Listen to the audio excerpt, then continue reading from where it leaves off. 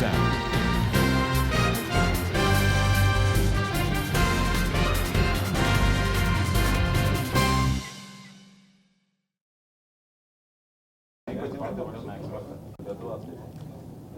ప్రధానమైన బాధ్యత ఉన్నప్పుడు మీరు పాదయాత్రల పేరుతోటి లేకపోతే వేరే ముసుగులో విధ్వంసం సృష్టిస్తామంటే ప్రభుత్వం చూస్తూ కూర్చోవాలా?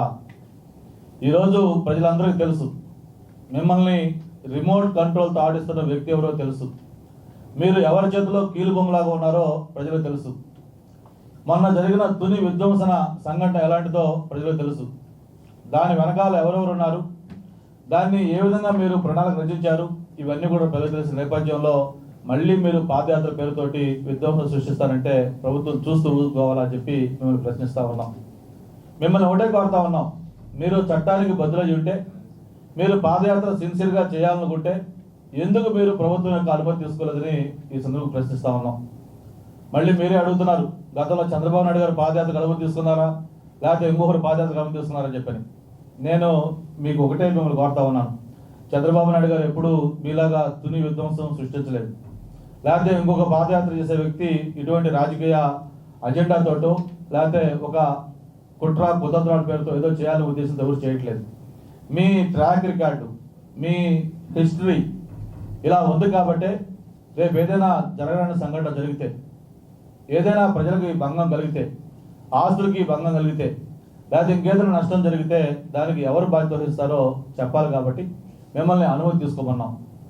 మీలో నిజాయితీ ఉండుంటే, మీలో చిత్తశుద్ధి ఉండుంటే, మీలో ఎటువంటి దురాలోచన లేకుండా ఉండుంటే మీరు ఖచ్చితంగా మీరు అనుమతి తీసుకునేవాళ్ళు.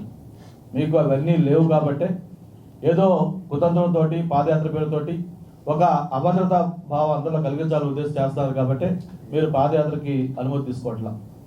అందుకే పోలీసులు కూడా ఒకటే చెప్పారు, మీ పాదయాత్రకు మాకే అభ్యంతరం లేదు, కాకపోతే మీరు పద్ధతి ప్రకారం అనుమతి తీసుకోండి, ఏదైనా విధ్వంసం కానీ నష్టం కానీ జరిగితే మీరు ఎవరు బాధ్యత తీసుకొని చెప్పండి, మీకు అనుమతి ఇస్తామని సాక్షాత్తు హోంమంత్రి చెప్పారు.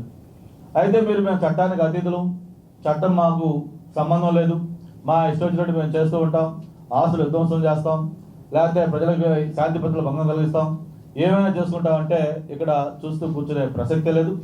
అందుకే భద్రతలను ఒకటే కోరుతా ఉన్నాను, ఇన్నేళ్ల స్వాతంత్రం వచ్చిన తర్వాత అనేక ప్రభుత్వాలు వచ్చాయి, అనేక మంది ముఖ్యమంత్రులు వచ్చారు, అనేక పరిస్థితుల్లో అనేక మంది ఉద్యమాలు కూడా చేశారు.